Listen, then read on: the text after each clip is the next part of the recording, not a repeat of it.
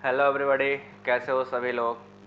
तो जैसा कि हम लोगों ने देख रहे हो, थंबनेल आपको दिखाई दे रहा हो, कोऑर्डिनेशन केमिस्ट्री स्टार्ट करना। देखो ये बहुत ही इंपॉर्टेंट चैप्टर है और इस चैप्टर में बहुत कुछ सीखने के लिए है। आगे का जो आपका पूरा केमिस्ट्री है, इनऑर्गेनिक केमिस्ट्री के सबसे इंपॉर्टेंट पार्ट होता है जहाँ से मैक्सिमम क्वेश्चन आपसे पूछे जाते हैं और ये अपने आप में एक बहुत बड़ा चैप्टर है। बड़ा होने के साथ साथ इसमें बहुत अच्छे अच्छे कॉन्सेप्ट भी मिलेंगे आपको। इसमें आपको कुछ इंपॉर्टेंट चीज़ों की ज़रूरत है जो आप पीछे से पढ़े उसकी ज़रूरत पड़ेगी। जैसे आप सबने पढ़ा होगा, इसके पहले कहीं ना कहीं जरूर पढ़ा होगा केमिकल बॉन्डिंग के बारे में। केमिकल बॉन्डिंग का एक इंपॉर्टेंट बॉन्ड पढ़ागा कोऑर्डिनेट बॉन्ड। याद है किसी को? Coordinate bond. कोऑर्डिनेट बॉन्ड जो होता है वो पूरी की पूरी कोऑर्डिनेशन केमिस्ट्री को डील करता है। जो कोऑर्डिनेशन केमिस्ट्री है एक्चुअली वो गेम ही है उस कोऑर्डिनेट बॉन्ड का, जो केमिकल बॉन्डिंग में हम लोगों ने थोड़ा सा पढ़ के छोड़ दिया था। याद आप सभी को? केमिकल बॉन्डिंग जब पढ़ते हैं तो आयनिक बॉन्ड तो डिटेल में पढ़ते हैं, है ना। कोवलेंट बॉन्ड भी डिटेल में पढ़ते हैं, बहुत डिटेल पढ़ते हैं, full detail. But coordinate bond को बस थोड़ा सा बता के छोड़ दिया जाता है। वो इसलिए छोड़ दिया गया था क्योंकि अभी इस चैप्टर में जब आओगे ना तो उसका पूरा का पूरा डिटेल, फुल डिटेल आपको इधर ही पढ़ना होता है। इसीलिए शायद उधर क्या किया गया था, छोड़ दिया गया था। बट कोई बात नहीं, उधर छूट गया तो क्या हुआ, इधर छूटने वाला नहीं है। आज आप इस चैप्टर में जो सीखने वाले हो, ये चैप्टर थोड़ा लंबा है क्योंकि बड़ा चैप्टर है और इसमें हर एक चीज़ आएंगी, इंपॉर्टेंट बातें आएंगी और ये हर लेवल की केमिस्ट्री के लिए इंपॉर्टेंट है। आप किसी भी लेवल के स्टूडेंट हो, ये आपको पढ़ना ही पड़ेगा। ये क्लास 12 से स्टार्ट होकर ये एमएससी तक का सिलेबस कवर करता है। कोऑर्डिनेशन हर जगह है, 11th 12th में भी था, नीट के लिए भी है, जेई के लिए भी है, बीएससी का सिलेबस में है। इसके अलावा ये एमएससी का सिलेबस में भी है। तो जो बच्चे एमएससी कर रहे हैं उनके काम भी आने वाला है। हम बहुत ही बेसिक से आपको पढ़ाएंगे, ये बहुत ही बेसिक से हर चीज़ सिखाते हुए मैं आगे चलूँगा। उम्मीद करूँगा आप सभी लोगों को बेहतर समझ में आए। इसीलिए कुछ आप लोगों से ज़रूरी है जानना, कुछ जानकारी आपसे लेना ज़रूरी है। आप सबको कोऑर्डिनेट बॉन्ड के बारे में जानकारी है कि नहीं? पहले ये बताओ, कोऑर्डिनेट बॉन्ड आप क्या समझते हो, कोऑर्डिनेट बॉन्ड क्या होते हैं? हम स्टार्ट कर रहे हैं। कोऑर्डिनेट बॉन्ड सबसे पहले आपको बताएंगे व्हाट इज कोऑर्डिनेट बॉन्ड। जिसको जिसको पता हो बताओ, कमेंट सेक्शन में बताइए कोऑर्डिनेट बॉन्ड क्या होता है। अगर जिसने क्लास 12th पढ़ा होगा तो इसके बारे में नाम जरूर सुना होगा।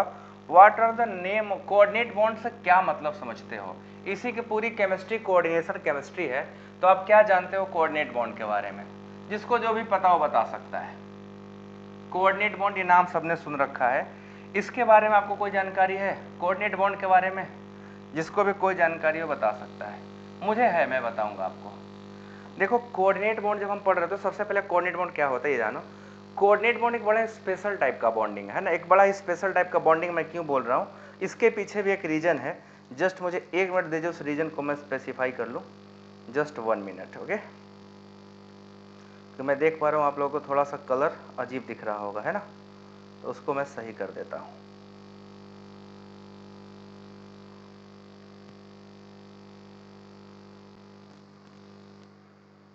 तो कोऑर्डिनेट बॉन्ड हमको पढ़ना है, वो भी क्या करना है, डिटेल में पढ़ना है। अब फुल डिटेल में जाने से पहले मुझे आपको दो चीज़ें बड़ी अच्छी सिखानी है और जो आपको सीखना आपके लिए भी उतना ही ज़्यादा इंपॉर्टेंट है। देखो कोऑर्डिनेट बॉन्ड बनता है एक डोनर और एक एक्सेप्टर के बीच में, है ना, एक डोनर और एक एक्सेप्टर के बीच में। आप सबने ये पढ़ा होगा कि एक डोनर होता है और एक क्या होता है, एक्सेप्टर होता है। जो डोनर होता है वो क्या करता है, इलेक्ट्रॉन डोनेट करता है और जो एक्सेप्टर होता है इलेक्ट्रॉन क्या करता है, एक्सेप्ट करता है। तो डोनर के पास कम से कम एक लोन पेयर होना चाहिए देने के लिए और एक्सेप्टर के पास एक वैकेंट ऑर्बिटल होना चाहिए जिसमें वो इलेक्ट्रॉन क्या कर सके, गेन कर सके। और जब ये इलेक्ट्रॉन देता है तो इसको हम सिंगल हेडेड एरो से दिखाते थे। डोनर जो होता है वो इलेक्ट्रॉन दिया पेयर के फॉर्म में, एक्सेप्टर ने एक्सेप्ट कर लिया। ये एरो ये बताता है डोनर कहाँ है, टेल जो है इस एरो का, उस टेल पे डोनर प्रेजेंट होता है और जो ये हेड है यहाँ पे एक्सेप्टर प्रेजेंट होता है। एक्सेप्टर की भी कुछ इंपॉर्टेंट कैरेक्टरिस्टिक होती है और डोनर की भी कुछ इंपॉर्टेंट कैरेक्टरिस्टिक होती है। आइए पहले इसके बारे में जान ले, डोनर कौन हो सकता है और एक्सेप्टर कौन हो सकता है। क्या कोई भी आइटम डोनर हो सकता है? क्या मेथेन मॉलिक्यूल डोनर हो सकता है क्या? आप लोग बताओ, क्या अगर मेथेन मॉलिक्यूल की हम बात करें तो मेथेन मॉलिक्यूल डोनर हो सकता है? पॉसिबल है कि मेथेन डोनर हो जाए? देखो डोनर होने के लिए कैरेक्टरिस्टिक क्या है, ठीक है। अगर जो डोनर है उसके कुछ अपने कैरेक्टरिस्टिक्स होते हैं, डोनर कौन होता है, और जो एक्सेप्टर है उसके अपने कैरेक्टरिस्टिक्स हैं, है ना।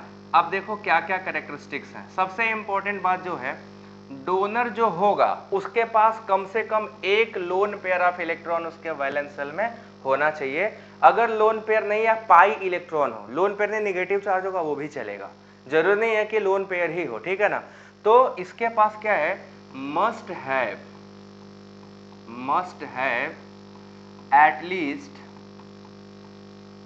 at least one pair of electron,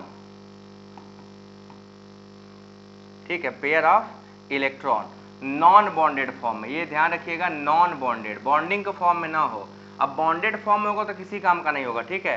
pair of electron non bonded present in valence cell, present in valence shell. अब देखो ये किस किस फॉर्म में हो सकता है नॉन बॉन्डेड इलेक्ट्रॉन। तो जो हमारा नॉन बॉन्डेड इलेक्ट्रॉन है वो 3 फॉर्म में हो सकता है, लोन पेयर के फॉर्म में हो सकता है ना, या नेगेटिव चार्ज के फॉर्म में हो सकता है, या पाई बॉन्ड के फॉर्म में हो सकता है। तीनों में से किसी फॉर्म में हो सकता है, ठीक है। जो डोनर है लोन पेयर हो सकता है, नेगेटिव चार्ज हो सकता है, या पाई बॉन्ड कंटेनिंग स्पीसीज हो सकते हैं, वही डोनर कहलाएंगे, सब के सब डोनर नहीं कहलाते हैं। और जो एक्सेप्टर है इसका खास बात ये होता है, they must have at least one vacant orbital, कम से कम एक वेकेंट ऑर्बिटल होना चाहिए, ठीक है, vacant orbital in valence shell. अब इसका क्यों जरूरी है भाई, वैलेंस सेल में एक वेकेंट ऑर्बिटल क्यों जरूरी है, आप बता सकते हो क्या, क्यों जरूरत है एक वेकेंट वैलेंस सेल में एक वेकेंट ऑर्बिटल के, बिना वेकेंट ऑर्बिटल के क्यों एक्सेप्टर नहीं हो सकता है, कोई रीजन बता सकते हो, ऐसा क्यों है, ऐसा क्यों है, आप बता सकते हो क्या, ऐसा क्या रीजन है कि एक्सेप्टर के पास अवेलेबल होना ही चाहिए। तो इसलिए अवेलेबल होना चाहिए, अगर मैंने आपको पेयर ऑफ इलेक्ट्रॉन दिया, पेयर मतलब 2 इलेक्ट्रॉन, आप रखोगे कहाँ, ले तभी पाओगे ना, लेने के हैसियत रखते हो तो जो मिलेगा उसको कहीं रखने के लिए जगह भी तो चाहिए ना। डोनर डोनेट तो कर देगा बट आपके पास रखने का जगह ही नहीं है। मैंने आपको 4 पेन दिया, आपके पास जेब ही नहीं है, आप रखोगे कहाँ, तो रखने के लिए डब्बा खाली चाहिए, क्योंकि 2 इलेक्ट्रॉन मिल रहे हैं, एक ऑर्बिटल में मैक्सिमम 2 इलेक्ट्रॉन रह सकते हैं, और दोनों क्योंकि डोनर ने दिया है तो वैकेंट ऑर्बिटल होना मस्ट है। अगर वैकेंट ऑर्बिटल नहीं होगा तो डोनर कभी डोनेट नहीं करेगा। तो आप बताओ, इनमें से मैं आपको कुछ स्ट्रक्चर बना रहा हूं, कितने मॉलिक्यूल के पास कोऑर्डिनेट बॉन्ड है, ठीक है, how many of the following molecule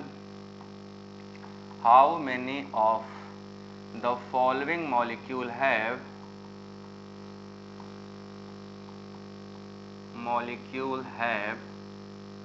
coordinate bond. आपको बस पहचान के बताना है किसके किसके पास कोऑर्डिनेट बॉन्ड है।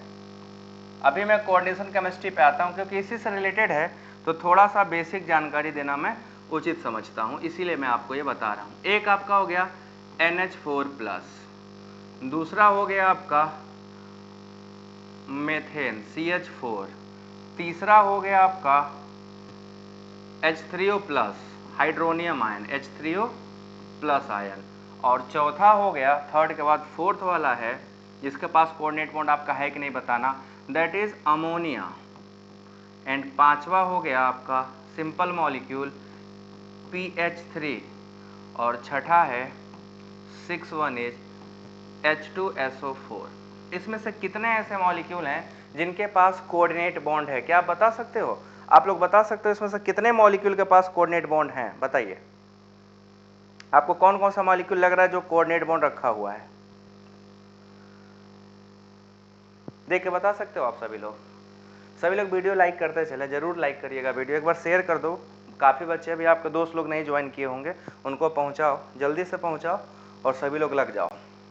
हाँ तो भाई बताओ, कितने मॉलिक्यूल के पास आपको कोऑर्डिनेट बॉन्ड प्रेजेंट दिखाई दे रहा है, क्या लग रहा है, ये आपके लिए होमवर्क है, आप ढूंढ के बताइएगा आपको कितने लोगों को मिला कि हाँ इसमें सर प्रेजेंट है, इसमें प्रेजेंट नहीं है, ये आप ढूंढिएगा। अब हम लोग अपने मेन टॉपिक पे आ रहे हैं, आप आराम से सर्च करना, आप कल भी बताना हमें चलेगा, टेलीग्राम में बता देना, मैं देख लूंगा, मेरे कोई प्रॉब्लम नहीं है, ठीक है। अभी मैं आपको पढ़ाने जा रहा हूँ coordinate compound, what is coordinate salt या व्हाट इज कोऑर्डिनेशन कंपाउंड, ठीक है। कोऑर्डिनेशन कंपाउंड क्या होते हैं,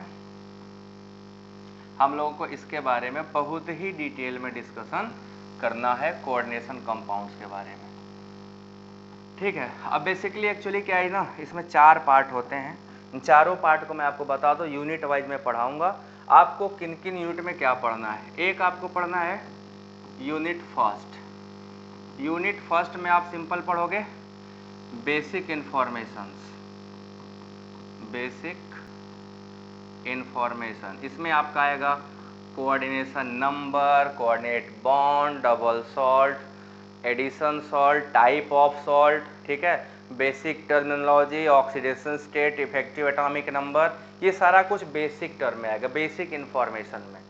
यूनिट 2 पढ़ोगे आप लोग, यूनिट 2 दैट इज, ये यूनिट 2 इंपॉर्टेंट है, bonding, bonding in complex. Bonding in complex में आप लोग 4 बॉन्डिंग थियरियाँ पढ़ोगे, जिसमें से एक है आपका वर्नर थियरी, बहुत इंपॉर्टेंट है, वर्नर थियरी डिटेल में पढ़िएगा। दूसरा है आपका वीबीटी, वैलेंस बॉन्ड थियरी। तीसरा है आपका क्रिस्टल फील्ड थियरी, सीएफटी, ये डिटेल में पढ़ोगे। ये सबसे इंपॉर्टेंट पार्ट है, पूरे कोऑर्डिनेशन का जो मोस्ट इंपॉर्टेंट पार्ट है ये यही वाला है, ठीक है। तीसरा यूनिट जो आप लोग पढ़ोगे, third unit, unit third that is isomerism in complexes, isomerism in complex. कॉम्प्लेक्सों में जो आइसोमेरिज्म का कॉन्सेप्ट है उसके बारे में पढ़ोगे। और यूनिट फोर्थ जो पढ़ोगे, unit fourth that is spectra of complex, spectra of complexes. जो भी कॉम्प्लेक्सेस होते हैं उनके स्पेक्ट्रा, जैसे आप पढ़ोगे ऑर्गल डायग्राम क्या होता है, टेनाबो-सुगानो डायग्राम क्या होता है, सिलेक्शन रूल क्या होते हैं, कलर कैसे आते हैं, चार्ज ट्रांसफर क्या होता है, ligand to metal charge transfer क्या होता है, मैग्नेटिक प्रॉपर्टी क्या है, कैसे चेंज होती है, वो सब डिटेल में पढ़ोगे आप लोग इसमें, ठीक है, सब कुछ पढ़ोगे लास्ट वाले में। तो अभी हम लोग पढ़ेंगे सबसे पहले बेसिक इंफॉर्मेशन। बेसिक इंफॉर्मेशन में आप पढ़ोगे टाइप्स ऑफ सॉल्ट। हम लोग शुरू कहां से करेंगे, टाइप्स ऑफ सॉल्ट के बारे में। आपसे सबसे पहला सवाल मेरा ये है, सॉल्ट के बारे में आप क्या जानते हो, व्हाट इज सॉल्ट। चलो जिसको जो कुछ पता हो सॉल्ट के बारे में बताओ। आज पहले मैं क्लासिफाई करूंगा ये सॉल्ट क्या होता है और कितने टाइप के सॉल्ट होते हैं, ठीक है। सॉल्ट क्या है और कितने टाइप के सॉल्ट होते हैं, हमें आपको इसके बारे में जानकारी चाहिए। जिसको जो कुछ पता हो सॉल्ट के बारे में बताओ, कैसे बनता है सॉल्ट, क्या होता है, कैसे बनता है, और सॉल्ट हम किसे कहते हैं। कुछ पता है आप लोगों को सॉल्ट क्या है। एक्चुअली जब हम सॉल्ट की बात करते हैं ना, तो अपने दिमाग में सबसे पहली बात जो आती है सॉल्ट से रिलेटेड, वो ये आती है कि सॉल्ट ऐसी चीज़ों को बोलते हैं जो एसिड और बेस से मिलकर बना होता है। यही बोलते हो ना, सॉल्ट किसे बोलते हो, जो एसिड और बेस से मिलकर बना होता है उसी को कुछ या किसी और को बोलते हो, बताओ। सॉल्ट का डिफिनेशन क्या देते हो, ऐसे कंपाउंड्स। सॉल्ट्स क्या होते हैं, जब एसिड और बेस आपस में कंबाइन करते हैं तो जो बनता है सॉल्ट और वाटर बनता है। तो एक्चुअली सॉल्ट्स कैसे फॉर्म होते हैं, these are the form by neutralization reaction, these are formed by neutralization reaction से, है ना, न्यूट्रलाइजेशन रिएक्शन से बनते हैं। एक आपने ये पढ़ा होगा कि अगर हम न्यूट्रलाइजेशन रिएक्शन करा दें तो सॉल्ट का फॉर्मेशन होता है ना। जैसे कैसे क्या करते थे हम लोग न्यूट्रलाइजेशन में, एक एसिड लेते थे, एसिड का रिएक्शन किससे कराते थे, बेस से कराते थे, तो क्या बन जाता था, सॉल्ट बनता था प्लस वाटर बनता था। यही होता है। अगर हम सॉल्ट की बात करें तो सॉल्ट का फॉर्मेशन तो ऐसा ही होता है, एसिड प्लस बेस रिएक्शन करते हैं और सॉल्ट का फॉर्मेशन करते हैं। ये तो हम सब ने पढ़ा ही है, ये पहले से पढ़ते हैं, क्लास 11-12 से पढ़ते होंगे कि जब एसिड और बेस का रिएक्शन होता है तो सॉल्ट और वाटर का फॉर्मेशन होता है ना। अब देखो हर रिएक्शन में जरूरी नहीं है कि आपका वाटर बने, ये ऑप्शनल होता है, ये बन भी सकता है और नहीं भी बन सकता। आज मैं ये पूरा डिटेल आपको बताऊंगा। हमें पढ़ना है जो सॉल्ट बना उसके नेचर क्या क्या है, कितने टाइप के सॉल्ट्स होते हैं, क्लासिफिकेशन इसी का करना है। ये जो सॉल्ट है वो क्या है, घर में खाने वाला नमक है, वो NaOH प्लस HCl से बना है। NaOH HCl जोड़ोगे तो NaCl प्लस H2O होगा। वो जो दाल खाते हो ना सब्जी में जिसका टेस्ट बढ़ जाता है, वो क्या है, यहीं से आया है, वो सॉल्ट ही है भाई, वो सॉल्ट है। कैसे बना ये देखना है अभी अपने को अब पढ़ना है सॉल्ट क्या है। तो सॉल्ट पता चल गया, सॉल्ट ये है, कितने टाइप का होता है। सॉल्ट को अगर हम क्लासिफाई करें तो कैसे क्लासिफाई करें, कितने टाइप के सॉल्ट है, किस सॉल्ट का क्या नेचर होगा, ये सर पता लगाना हो तो हम क्या करेंगे। तो आइए मैं 1 बाय 1 आपको बताता हूं। सबसे पहले हम लोग सॉल्ट का क्लासिफिकेशन करने वाले हैं, ठीक है। हम लोग करने वाले हैं सॉल्ट का क्लासिफिकेशन, कितने टाइप के सॉल्ट, कैसे salt, nature of the salt, everything about the salt, salt is salt. Salt नहीं है तो टेस्ट भी नहीं है ना, खाने का टेस्ट जब तक नहीं आएगा, कब तक, जब तक सॉल्ट नहीं पड़ेगा, है ना। तो अब हम सॉल्ट डालने वाले हैं। देखो सॉल्ट को हम पढ़ेंगे दो टाइप से, एक पढ़ेंगे on the basis of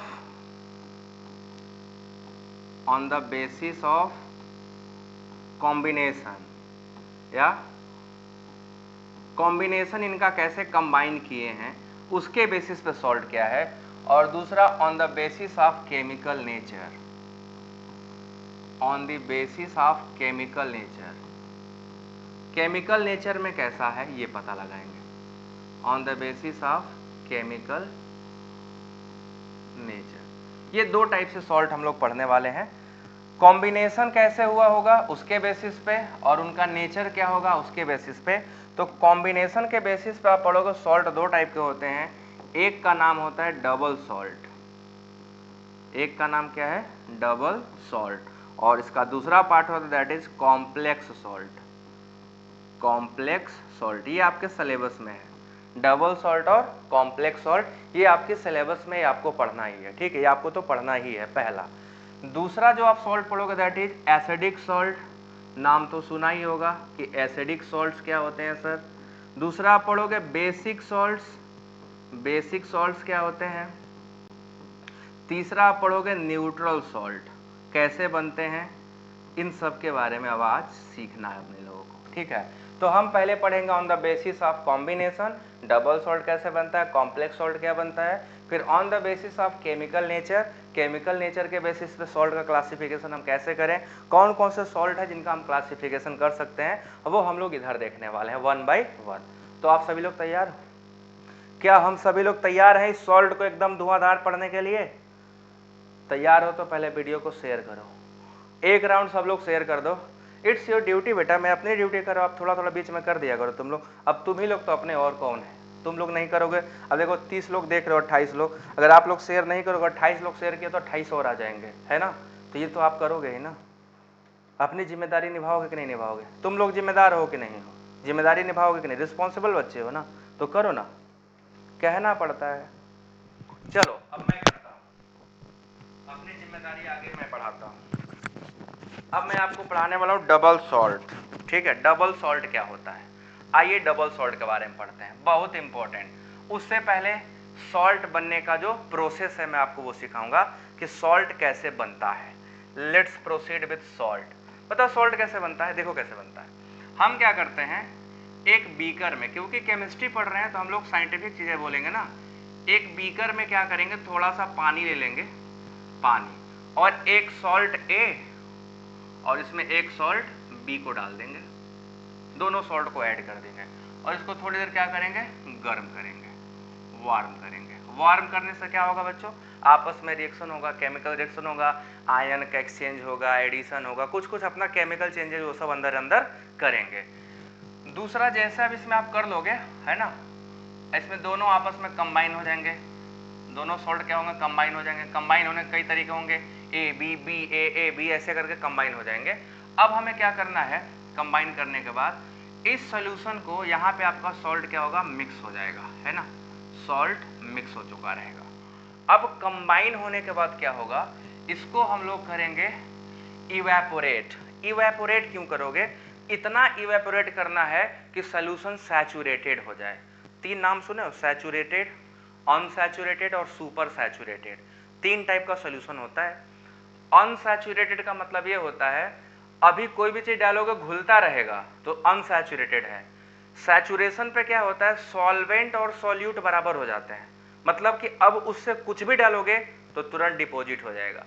deposit हो गया, बैठ गया, तो वो क्या हो गया, सस्पेंशन बोलते हैं, या उसको क्या बोलते हैं, सुपर सैचुरेटेड, सॉरी उसको सस्पेंशन ही बोलते हैं, डिपॉजिट हो जाता है। अगर आपका सैचुरेटेड है तो अब क्या होगा, number of mole of solvent equal to the number of mole of solute बराबर हो जाएगा। मगर अनसैचुरेटेड में क्या है, जब तक घोलोगे घुलता जाएगा, मतलब मोल ऑफ सॉल्वेंट ज्यादा होंगे और मोल ऑफ सॉल्यूट कम होगा। तो सॉल्यूट कम है, सॉल्वेंट ज्यादा है, घोलते रहो घोलते रहो। पानी, सॉल्वेंट मतलब पानी, सॉल्यूट मतलब नमक या चीनी, घोलते रहोगे, घुलता रहेगा घुलता रहेगा घुलता रहेगा घुलता रहेगा। एक समय के बाद घुलना बंद हो जाएगा, घुलना बंद होगा तो सैचुरेशन, थोड़ा सा और डालोगे तो नीचे बैठ जाएगा, दैट इज कॉल्ड प्रेसिपिटेशन, ठीक है ना। तो हम इसको क्या करेंगे, इवेपोरेट करेंगे।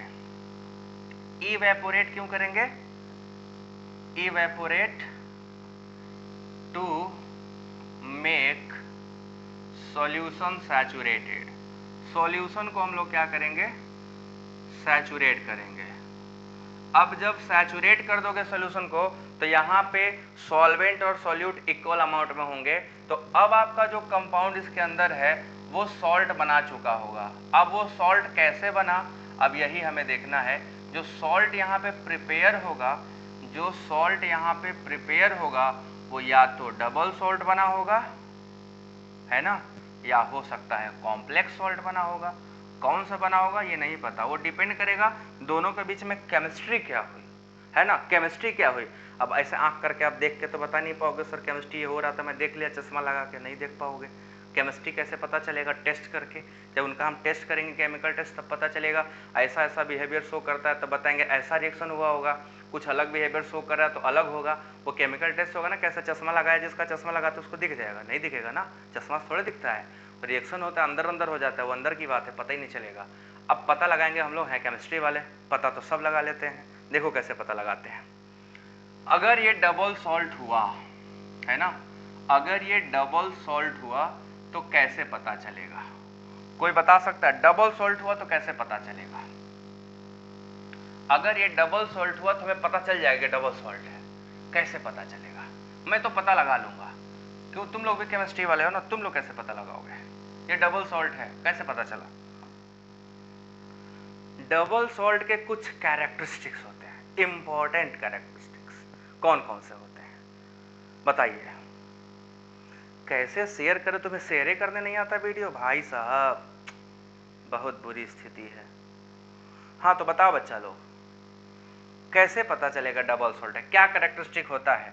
तो पहले मैं आपको बता दूं, डबल सॉल्ट को जैसे ही पानी में डालोगे, ये जिन जिन आयनों से मिलके बना होगा सभी आयन टूट के अलग अलग हो जाएंगे, ठीक है।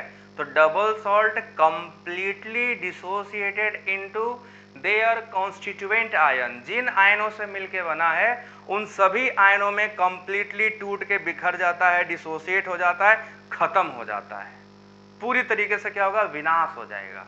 तो जब विनाश हो जाएगा तो क्या बोलेंगे, विनाश हो जाएगा तो क्या हो जाएगा, खत्म हो गया ना, खत्म हो गया तो अच्छी बात है ना, और दिखेगा इन्हें पूरी तरीके से क्या हो गया, उसका विनाश हो गया। तो हम क्या लिखेंगे कि these salts are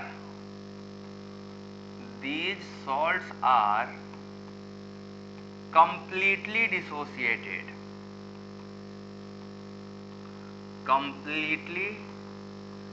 dissociated into their constituent ion,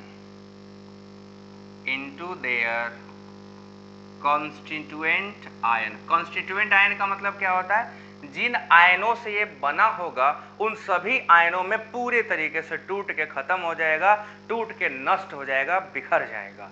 तो कॉन्स्टिट्यूएंट आयन जिनसे मिलके बना होगा। अगर कोई कंप्लीटली डिसोसिएट हो गया, खत्म हो गया, तो बताओ बच्चों उसकी आइडेंटिटी बची रहेगी कि खत्म हो जाएगी। जिनका डिसोसिएशन कंप्लीटली हो गया, क्या उनकी आइडेंटिटी रिमेन बची रहेगी या विलुप्त हो जाएगी, बताइए क्या होगा। दे लूज देयर आइडेंटिटी, ये अपनी आइडेंटिटी को गवा देंगे, खत्म कर देंगे। अब दोबारा इनको एक बार भूल गए तो पहचान पाना मुमकिन ही नहीं है ना, मुश्किल तो नहीं, नामुमकिन है, ठीक है, एकदम नामुमकिन है, एकदम नामुमकिन है, पता नहीं चलेगा। जैसे अगर आपका एक्सीडेंट हो गया, हाथ टूट गया, भगवान करे ऐसा ना हो, इमेजिनरी है, तो आपकी आइडेंटिटी बची रहेगी, खत्म हो जाएगी, बताइए आपकी आइडेंटिटी बची रहेगी, खत्म हो जाएगी। अगर मैंने मान लो एक्सीडेंट हो गया, हाथ टूट गया, पैर टूट गया, या मैं टकला हो गया, तो मेरी आइडेंटिटी बचेगी, आइडेंटिटी खत्म हो जाएगी, बची रहेगी ना, थोड़ा सा लॉस हुआ है। अरे मैं पानी में कूदा, पिघल गया, पानी में कूदा, मैं डिजोल्व हो गया, तो पानी में डिजोल्व हो जाऊंगा तो दिखाई देगा क्या, नहीं दिखाई देगा, तो आइडेंटिटी क्या होगी, खत्म ना, ये पूरा का पूरा डिसॉल्व हो गया ना, कंप्लीटली डिसोसिएट हो गया, टूट गया।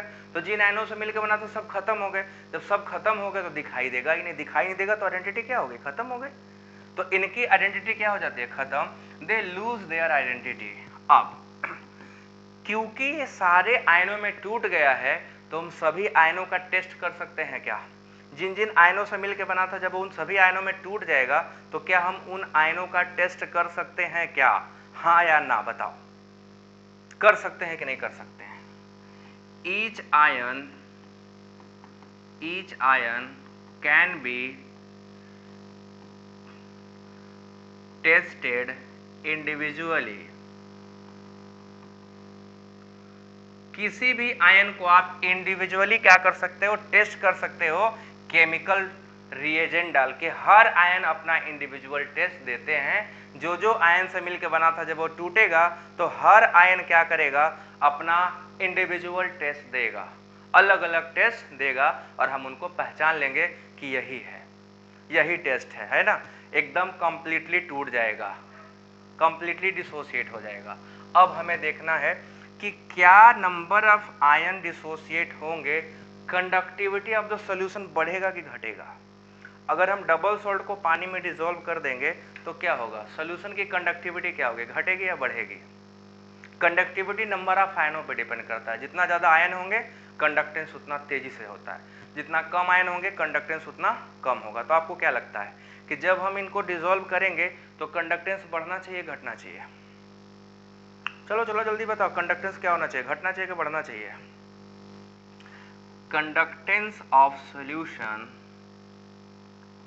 कंडक्टेंस ऑफ सॉल्यूशन क्या होगा, विल इंक्रीज, बाबू बढ़ जाएगा, विल इंक्रीज। कंडक्टेंस इसलिए बढ़ जाएगा कि नंबर ऑफ आयन क्या हो रहे हैं, बढ़ रहे हैं। और किसी भी सॉल्यूशन में अगर नंबर ऑफ आयन बढ़ेगा तो कंडक्टेंस का बढ़ना तय है, उसका तो बढ़ना ही बढ़ना है, 100% उसको बढ़ना है, समझ गए ना। कंडक्टेंस बढ़ेगा ही बढ़ेगा। एग्जाम्पल आप लोग बताइए, कोई एग्जाम्पल बताइए डबल सॉल्ट के, कोई एग्जाम्पल आपको पता हो तो बताइए। कौन कौन से एग्जाम्पल्स आप जानते हो जो डबल सॉल्ट के होते हैं, 1 2 3 4, कोई एग्जाम्पल पता हो तो, एक भी एग्जाम्पल पता हो तो बताओ। सबसे पहला एग्जाम्पल है मोहर सॉल्ट, याद रखना, मोहर सॉल्ट को याद रखना। ये बचपन से आप लोग जानते आए हो ना, बीएससी वाले बीएससी वाले जितने भी हो सब, क्लास 12th वालों प्रैक्टिकल किए होगे क्लास 12th में। मोहर सॉल्ट, मोहर सॉल्ट का फॉर्मूला क्या होता है, जिसको पता हो कमेंट बॉक्स में लिखो मोहर सॉल्ट का फॉर्मूला। चलो जल्दी से लिखो, जिसको जिसको पता मोहर सॉल्ट क्या होता है फॉर्मूला बताओ। ये डबल सॉल्ट है, इसका फॉर्मूला चाहिए अपने को।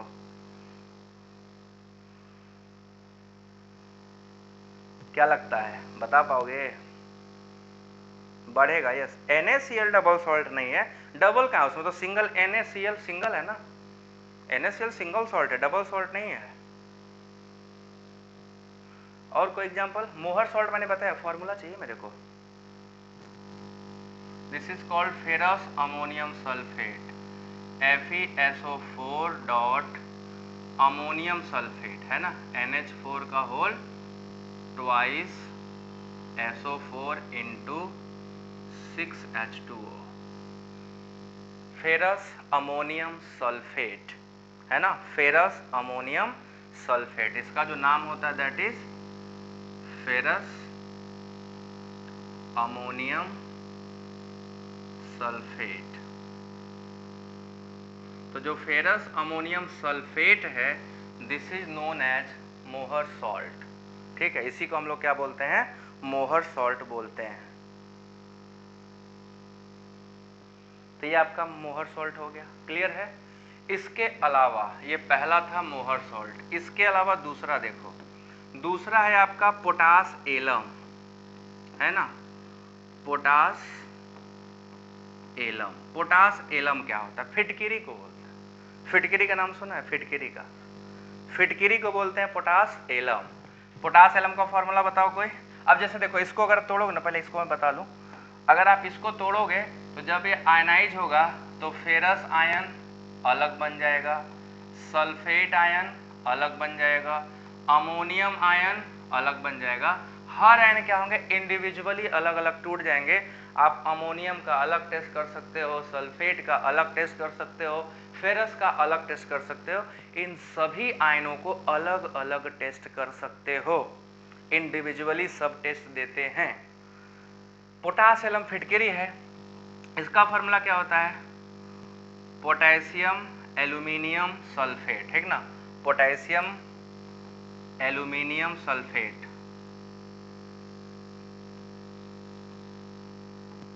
Into 24H2O।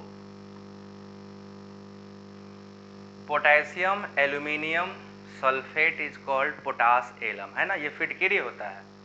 Potassium aluminium sulphate is called potash alum, ये फिटकिरी का फॉर्मूला है। और हम सब जानते हैं फिटकिरी में दो सॉल्ट है। अब डबल सॉल्ट पूछोगे ना, सर डबल कैसे बता दिया, तो देखो पहचानो डबल कैसे हुआ।